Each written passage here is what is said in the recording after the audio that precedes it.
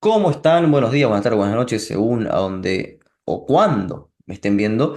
Soy Facundo Bodaño y hoy estoy con Fabián Calle. La verdad que huelga decir un currículum tan superlativo en sus, vamos a decir, en sus honores. Tanto como licenciado en ciencia política, como, bueno, magíster en relaciones internacionales, o como premiado por varias fundaciones, organizaciones, básicamente con cargos de asesor. Estamos hablando realmente con un experto.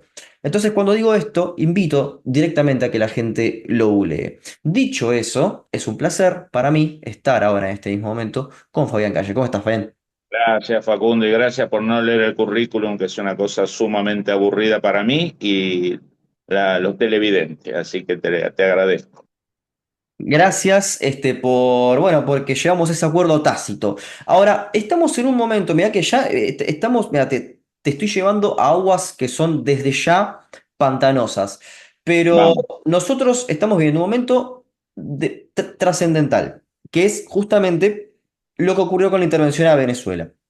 Ahora, lo que se discute generalmente es la legalidad y al mismo tiempo la cuestión procedimental de esto. No obstante, parece que algunas personas, o al menos no lo vi en ningún medio, olvidan decir que los miembros permanentes de las Naciones Unidas son dos, Rusia y China, y tienen poder de veto.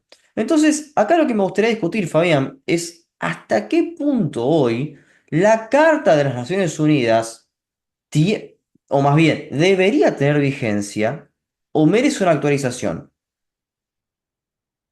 Mira, Facundo, las Naciones Unidas fue creada por el gran ganador de la Segunda Guerra Mundial, ¿no? Fue parte de las instituciones que creó Estados Unidos en Bretton Woods en el 44, Roosevelt y después Truman. Y no casualmente la sede está en Nueva York, ¿no? No está en un país neutral, en una isla, en Suiza, en Luxemburgo, está en la capital económica y financiera de los Estados Unidos, como el FMI está en Washington, el Banco Mundial está en Washington, la OEA está en Washington, el BID está en Washington. Poderosas organizaciones de derechos humanos creadas en los 70 y los 80 están en Washington. Por lo tanto, Naciones Unidas nunca pudo ni podrá parar una acción de una gran potencia.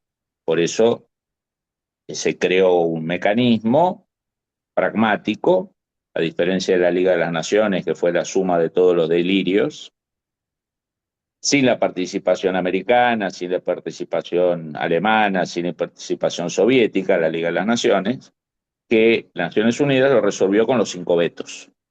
Hubo un cambio en el 72, el veto pasó de Taiwán a China por necesidad de Estados Unidos. Acá hay que ponerse en la cabeza que le sacan la banca a Taiwán y se la dan a China, de manera discrecional decidida por Estados Unidos. Digo, para saber cómo funcionan las Naciones Unidas, ¿no? Entonces, esta idea del apego al derecho internacional, yo ahí, eh, para los que les gustan las relaciones internacionales, yo hablaría de elementos de sociedad internacional, ¿no? El famoso texto de Bull, ese gran académico australiano que escribió La Sociedad Internacional, donde Bull dice, cuidado, Bull era un realista, pero un realista que entendía que la anarquía no siempre era tan salvaje como algunos hiperrealistas hablaban, de que había ciertos procedimientos, que había ciertas cosas que estaban bien, ciertas cosas que están mal. Por ejemplo, el avance de no esclavizar y matar a los prisioneros, ¿no? Convención de Ginebra. En la Segunda Guerra se aplicó, en el frente occidental, en el frente ruso y en el frente del Pacífico no mucho. Y cuando los estados violan esos elementos de sociedad internacional, lo esconden, digamos. Ningún estado se van a gloria de torturar, ningún estado se van a gloria de secuestrar chicos, ningún estado, como fue el caso de Rusia en Ucrania.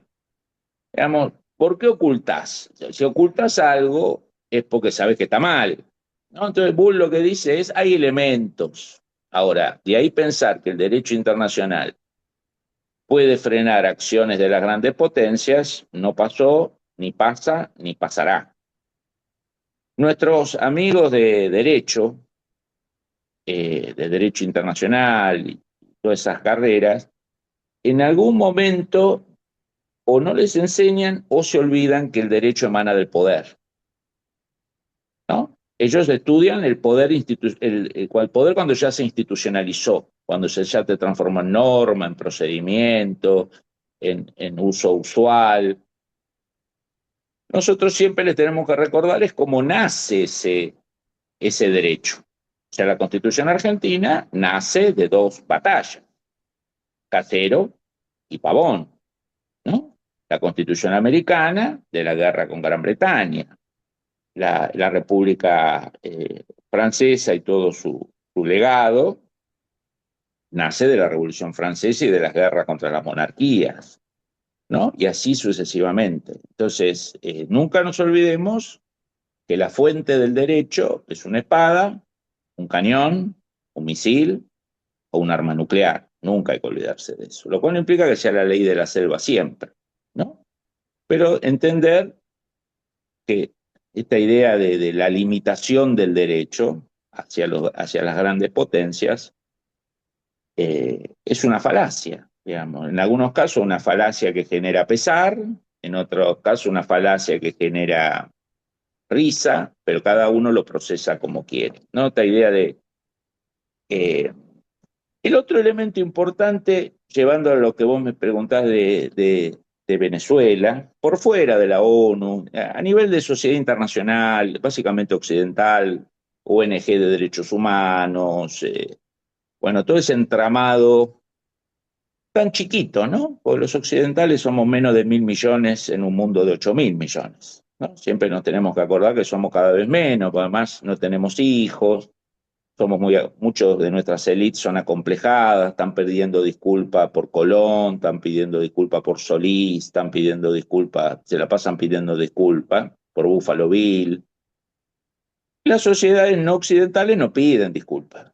Los rusos no piden disculpas de su pasado, los chinos no piden disculpas de su pasado, los turcos no piden disculpas de su pasado, los iraníes no piden disculpas de su pasado, ¿no? Los únicos así psicotraumados en ese gran complejo neuropsiquiátrico que son algunas de las grandes ciudades occidentales y sus pequeñas burguesías, ¿no? Donde combinan bandera de Hamas con LGBT+, donde Hamas ejecuta a los gays y vos ves esos desfiles y no sabés si es estupidez o ignorancia, o ambas, ¿no? Yo tenía un profesor en Italia que siempre decía, nunca apoyen un proyecto que si gana los mata, digamos, ¿no? O sea, es como los comunistas cuando apoyaron la caída del Shah para que llegara Khomeini.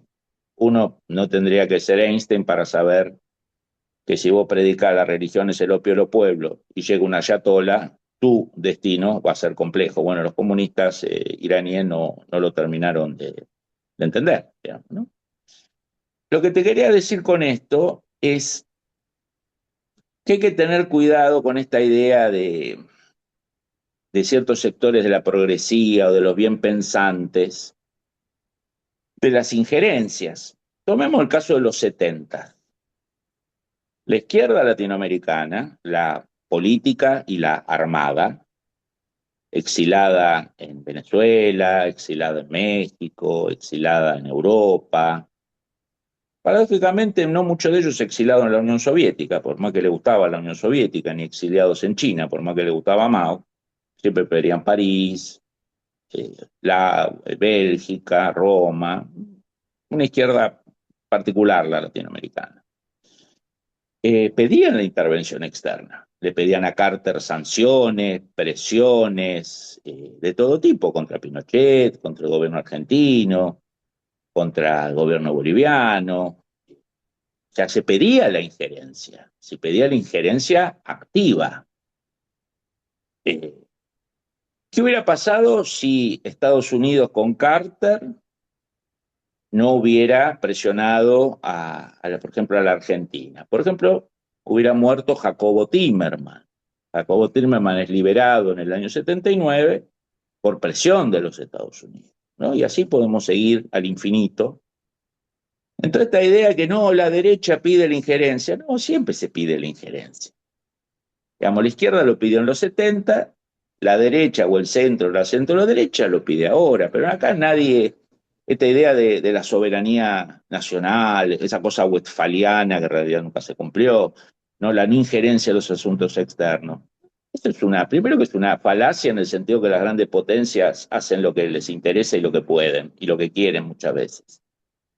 Y el segundo es desde qué posición se pone algún cuadro ideológico a decir eso. O sea, cuando la izquierda argentina, sea la izquierda peronista, trotskista, marxista, Palermo Sojo, reclamaba la injerencia de Carter o del gobierno francés o del gobierno británico o del gobierno italiano o de Naciones Unidas o de la OEA, eran vendepatrias, eran entreguistas. ¿Qué diferencia ese pedido de injerencia de la izquierda en los 70 del pedido de injerencia de los venezolanos en el exilio hoy o de los cubanos en el exilio? Lo de los 70 está bien porque soy de izquierda y me gusta, y lo del 2020 no me gusta, entonces porque soy de derecha está mal.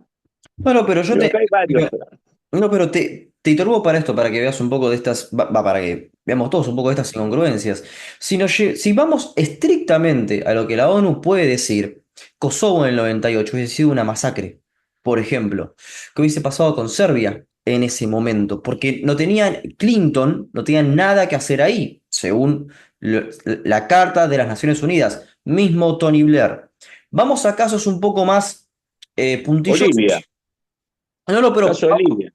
claro, claro, Bueno, pero antes incluso de Libia hay un caso que desde ya llama muchísimo la atención y creo que nunca ha sido visto con los matices de ese momento y yo no estoy hablando de buenos y malos, yo estoy hablando de buenos y malos, para nada.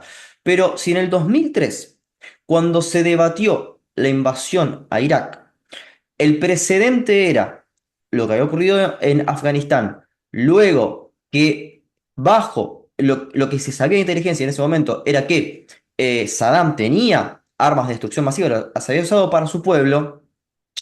¿Qué decisión puede tomar un hegemón?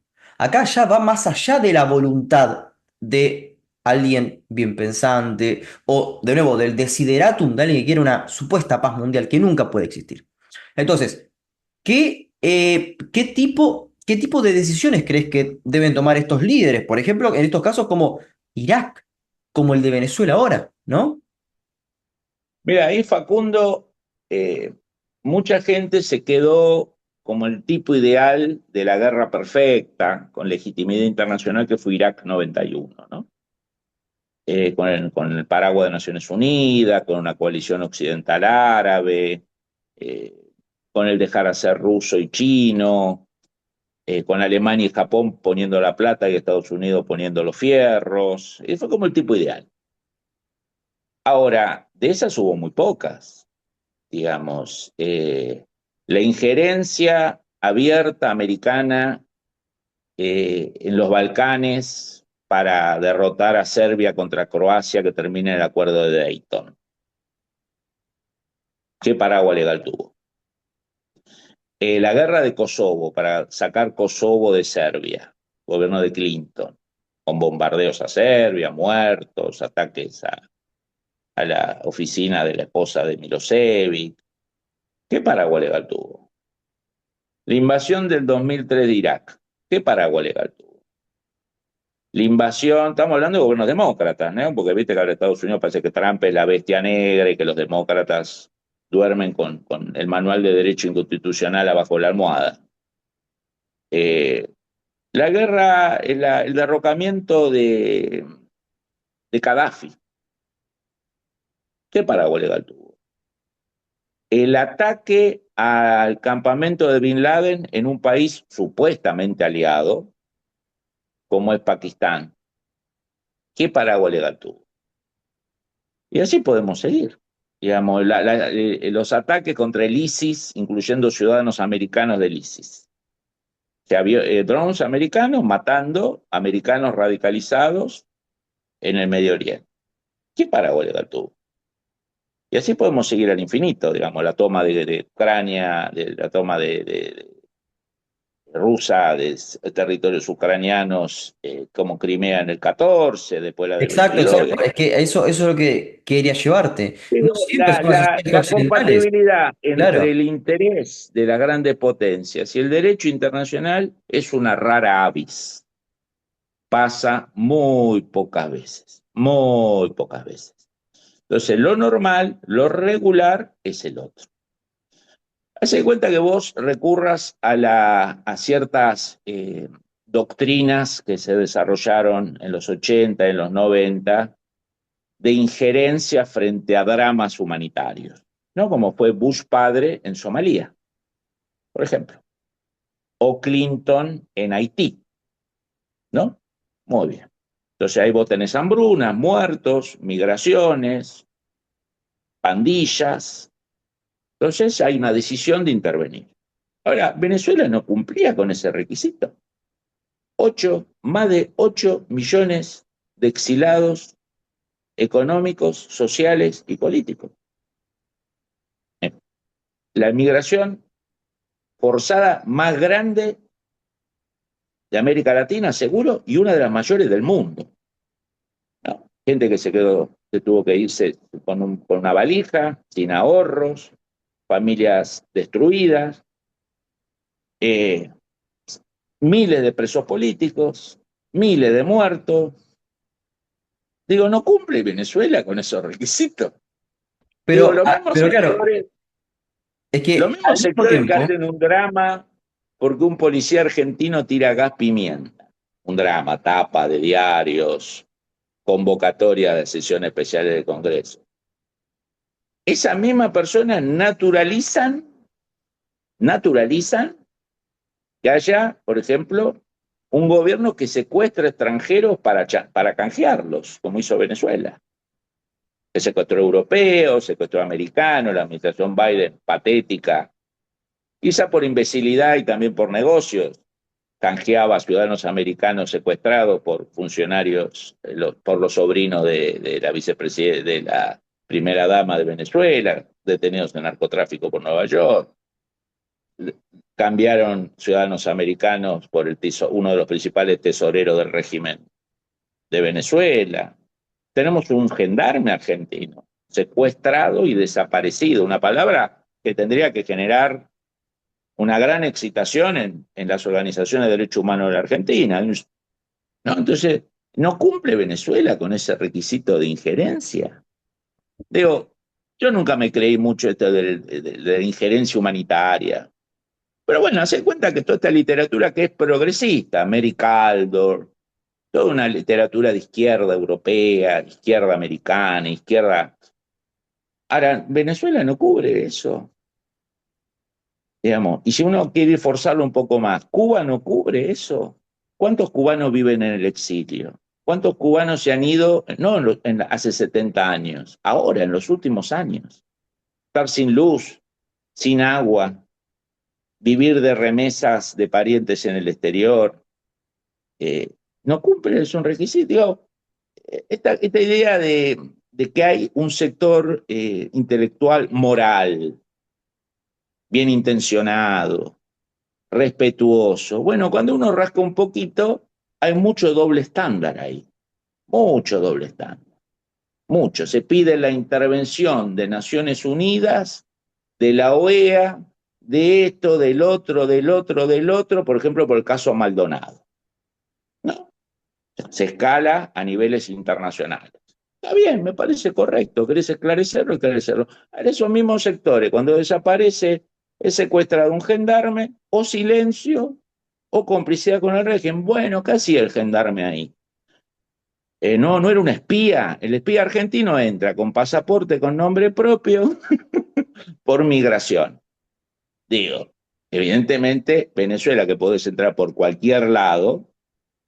Bueno, este muchacho pasó por el paso fronterizo. Bueno, de ese muchacho nadie habla. Entonces, estamos en el mundo del doble estándar, ¿no? Entonces, eh, yo puedo debatir el tema Venezuela de un punto de vista realista. ¿Para qué se hizo? Para neutralizar la presencia china, se dialogó con Rusia, el tema de narcotráfico es un problema, por más que Venezuela no es un gran productor, es un gran reciclador logístico de la droga. El tren de Aragua, que tiene mucho vínculo con la inteligencia venezolana y cubana, cumple roles en Estados Unidos, cumple roles en Chile, cumple roles en Brasil, en Argentina.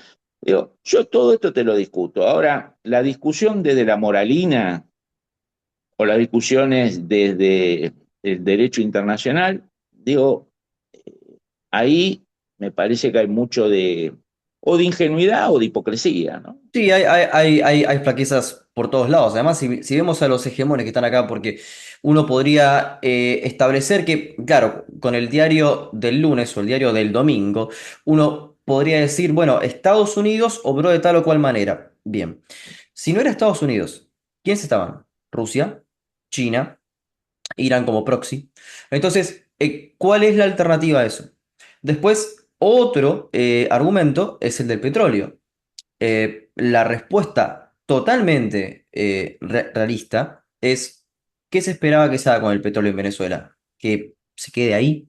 ¿Cuál es el tema? Además que fue confiscado a los activos norteamericanos. ¿Qué se esperaba? Entonces, acá lo que me gustaría es tu visión respecto a la puja de intereses que hay entre Rusia, que tiene a ver, es un revisionista. Rusia quiere cambiar este orden. China, que en realidad es un soporte económico. Y nada más y nada menos, Irán acá. Mira, Facundo, arranco un poquito adelante de lo que dijiste vos. Para llegar a Maduro hubo que matar varias decenas de avispas negras a las fuerzas especiales cubanas. Eso no es injerencia. O sea, que el presidente de un país viva dentro de una base militar controlada por Cuba no es injerencia. Me van a decir, no, los invitamos. ¿Pero quién los invitó? Un gobierno que perdió elecciones. Un gobierno que organizó una elección y la perdió.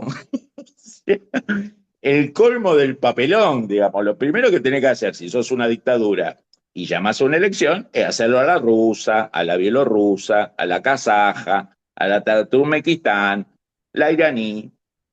No podés perder. Después regulás cuánto le das al rival, le da 15, le da 10, le da 20, le da 25. Estos tipos perdieron por 40 puntos.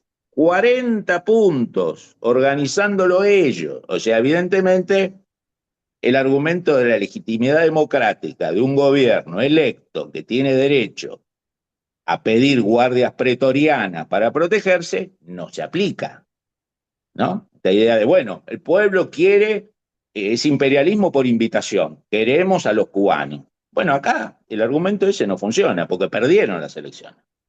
Entonces el único argumento es, son nuestros aliados y lo invitamos. Bueno, ahí todo el tema de derecho internacional, buenismo, se derrumba, ¿no? Digamos, para llegar a Maduro no hubo que matar soldados venezolanos, hubo que matar soldados cubanos, digamos, ¿no? Mucho más quizás que lo que confesó, porque además la propia Cuba lo blanqueó. Murieron 32 soldados nuestros, o sea, entonces guarda con la idea del imperialismo, Es ¿no? una, La es idea de una, es Rusia. una declaración explícita de Díaz-Canel. Explícita Díaz Canel que salió en la televisión, digamos, y usualmente, digamos, estas cosas no se publican mucho, digamos, quizás desinflaron un poquito la cifra de muertos. Bueno, vamos al otro, lo geopolítico. Venezuela tenía injerencia cubana masiva, injerencia rusa, hasta hace no mucho tiempo, en el Fuerte Tiuna y otros lados, pululaban el grupo Wagner, ¿no? Mercenarios rusos con muy fluida relación con el Estado ruso, ¿no? Son mercenarios, pero no locos que van por la vida, van a donde Moscú los autoriza, ¿no? Entonces, de injerencia, muchísima injerencia. Ahora, si vos me decís que te molesta todas las injerencias, que sos una especie de adorador de la vuelta de obligado, que tenés la foto de Rosas y Mansilla, bueno, yo te puedo discutir que a lo mejor Rosa no fue tan aislacionista, te puedo discutir un montón de cosas. Ahora, te lo acepto, tenés la foto de Scalabrini Ortiz, tenés la foto de Jaureche, no te gustan ni la izquierda marxista ni la burguesía liberal, lo podemos discutir. Ahora, que vos me hablés de no injerencia en un gobierno plagado de cubanos, plagado de rusos, donde áreas importantes económicas y ligadas al petróleo tienen presencia china masiva, digamos. Entonces no es no injerencia, digamos. Jaureche tenía una muy linda frase que decía, lo importante no es cambiar de collar, sino dejar de ser perro. Entonces, a mí lo que parece en la izquierda latinoamericana es que el problema no es dejar de ser perro, le gusta otro collar, le gusta el collar chino, le gusta el collar ruso, le gusta el collar cubano. Entonces, ese es otro debate. Y ese debate no tiene solución, porque es un debate estilo futbolístico. A mí me gusta el Bayern de Múnich, a mí me gusta el Real Madrid, a mí me gusta el Barcelona.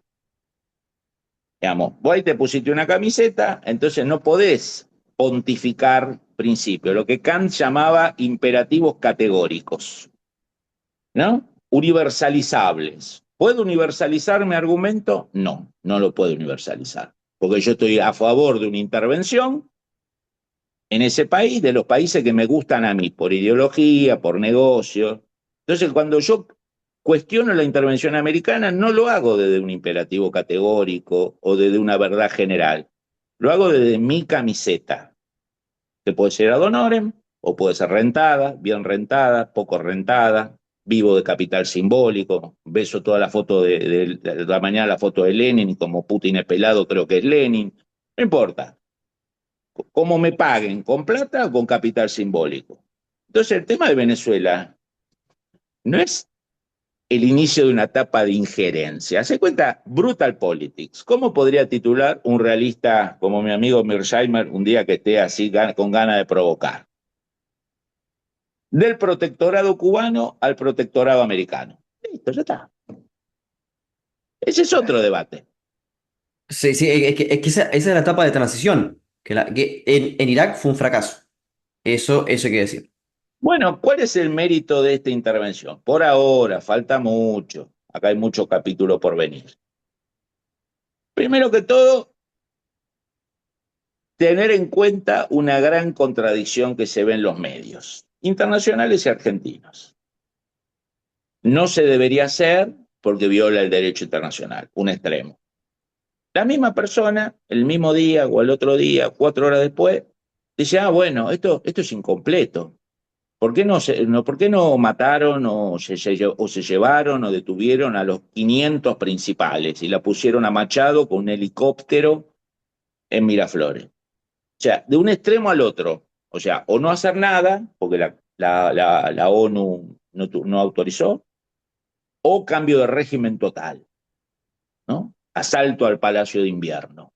Lo ponemos a Machado en el poder, ¿no? Un asalto al Palacio de Invierno por derecha, ¿no? Con la foto de Milton Friedman en vez que de Vladimir Lenin.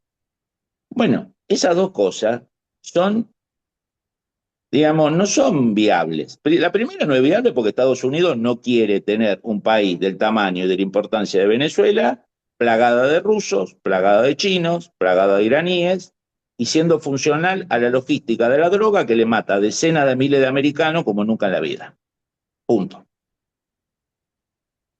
El otro elemento del otro lado es que si yo descabezo todo, tiro el Shenga abajo, me pasa lo que me pasa en países como Irak, en el 2003, cuando disolví las Fuerzas Armadas, disolví los servicios de inteligencia y todas esas miles de personas armadas y con recursos y con contactos organizaron la resistencia.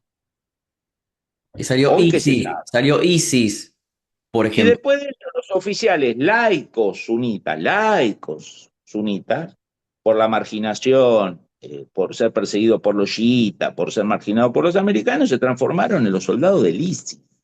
Pasaron del laicismo del Ba'ath, el partido de Saddam, que era como los intendentes del conurbano bonaerense nuestro, digamos, ¿no? Señores de La Plata y de los negocios, eh, y del pragmatismo cotidiano, se pasaron a ser oficiales del califato, ¿no? En esos 10 años que pasó, bueno, te lo marginaste, le sacaste el poder, le sacaste plata, lo humillaste, le provocaste la muerte de familiares, bueno, todo eso. Entonces, lo que está haciendo Trump, ¿cuál es el problema de Trump? Que siempre hace una de más discursivamente, siempre hace una de más, siempre hace una de más. Es parte de su stand-up, ¿no? Ahora, si vos sacás, digamos, a Trump hay que mirarlo, no hay que mirarlo literalmente, hay que mirarlo seriamente.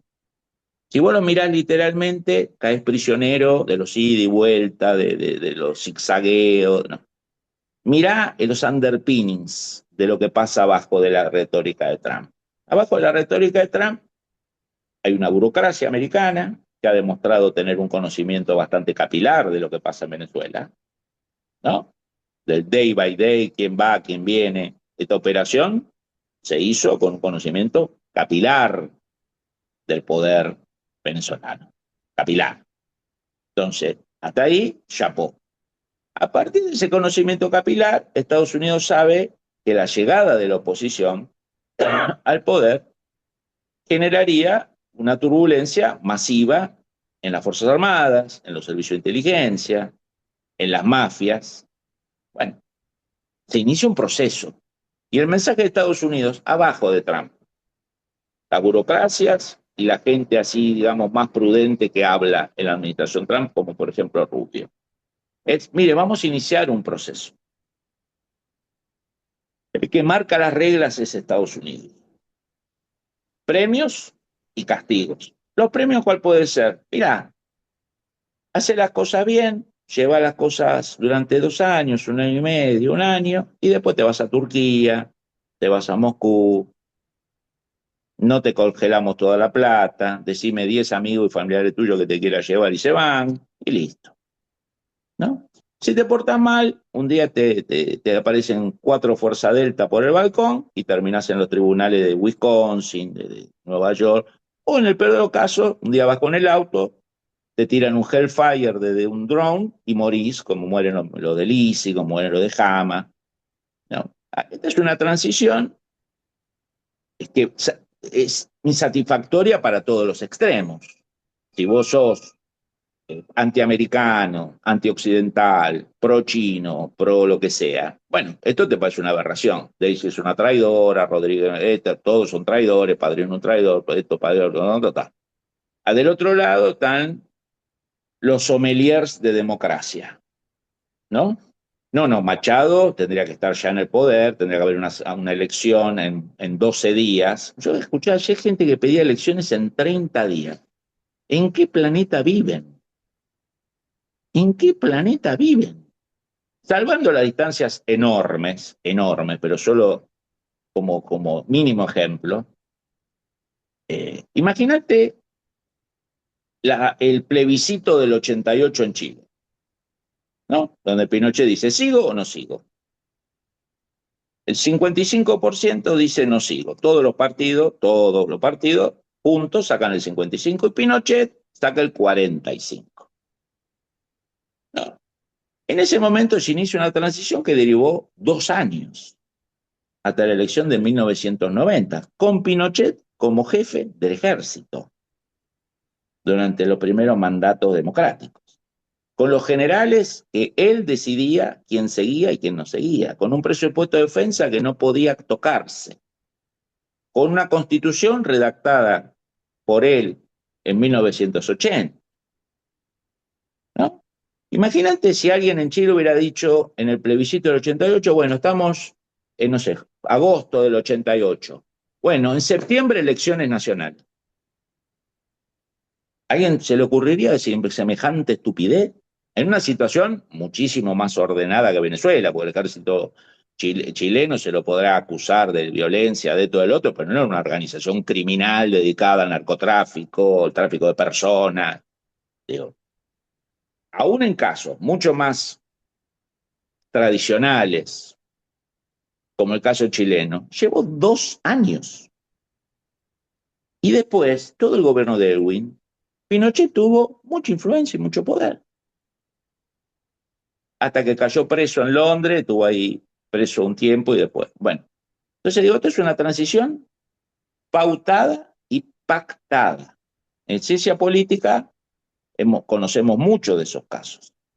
Y muchos de esos casos terminan siendo mucho mejores en el mediano y largo plazo que las por quiebre, donde se hace todo a los, digamos, a los sopetones. Y aún en el caso argentino, que fue por quiebre. El Viñone que asume el poder, lo asume en junio del 82. Un gobierno que estaba muerto, militarmente y políticamente, por Malvinas, por la crisis económica, la caída de la tablita, etcétera. Las elecciones fueron en diciembre del 83, un año y medio. O sea, aún en una transición por quiebre, donde los militares se quedaron con muy poco poder, donde todos los actores renunciaban a la violencia, ¿no? En su mayoría, todos decían, no, no, esta nueva etapa no lo hacemos a los tiros, sin grandes organizaciones criminales que perdieran grandes negocios. Llevó un año y medio. La brasilera, que fue la más larga y pactada, la apertura política empieza en la segunda mitad de los 70. La primera elección de presidente democrático la hace el Congreso electo, no el pueblo. Sarney, Neves Sarney, en el 84. El primer presidente electo es Collor de Mello, en el 90. Digo, muchos de mis colegas de ciencia política me parece que se han olvidado los textos de Linz, de O'Donnell, de Schmitter, de Seworski. Hay mucha literatura de transición. Muchachos, hay que agarrar otra vez los libros, ¿no? Eh, y pegarle una leidita.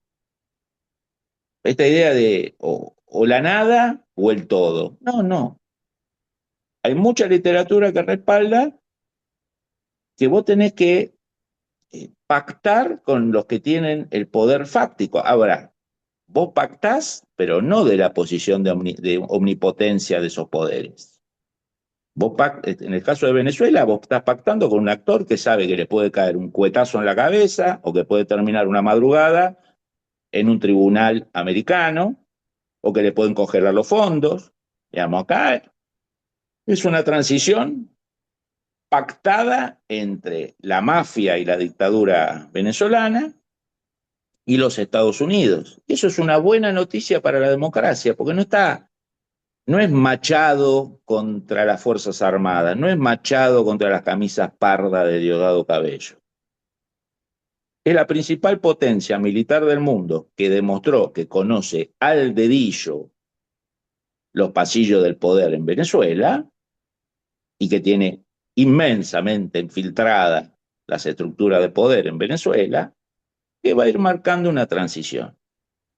Entonces, mi recomendación no es que no escuchemos a Trump, pero miremos la sustancia que hay atrás. No, no nos comamos el acting, ¿no?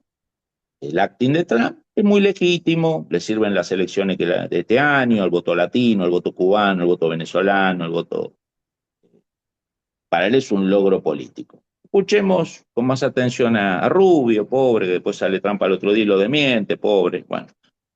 Pero se va a terminar haciendo algo mucho más parecido a lo que dice Rubio, que algunas exageraciones o algún estilo de pimienta negra que le agrega trampa a las cosas. Pero que aún así mantienen entretenida a la prensa y que nos hacen el día a día. Fabián, te agradezco mucho el tiempo. Quedan muchas cosas en el tintero, Podemos hacer otra, sin ningún problema. Durante el año me llamás y siempre es un gusto. pero por supuesto, además, ¿sabes? Todos los temas que hay. Ni siquiera hablamos de Cuba y no lo vamos a hablar ahora. Lo vamos a dejar No, no. para otro episodio. Así Para que, Cuba te recomiendo que hagas un streaming, un Zoom con un querido amigo, quizá la persona que más conoce de Cuba en la pero Argentina, vas que a es decir, Tata el Tata Joffre, Joffre. vas a decir. Sí. recomiendo la lectura, la relectura en algunos casos, de su gran libro Fue Cuba, donde mucha gente que hoy está con este tema, que hacen los cubanos en Caracas, por qué, dónde, todo este debate, Tata Joffre ya hace muchos años en ese libro con material de archivo de la época de la Guerra Fría, material soviético, desclasificado, hace un mapa de... Lo de Venezuela no es nada nuevo en Cuba. Cuba tiene una vieja, muy vieja tradición en injerencia. La tuvimos acá en los 70 cuando apoyaba a los grupos terroristas nuestros, apoyó los grupos terroristas en Chile, apoyó guerras civiles en África. Por el tema Cuba, si querés un día hacemos un triángulo con el Tata, vos y yo. Así que Fabián, te agradezco después, bueno, ese triángulo, ese trío, queda espectacular.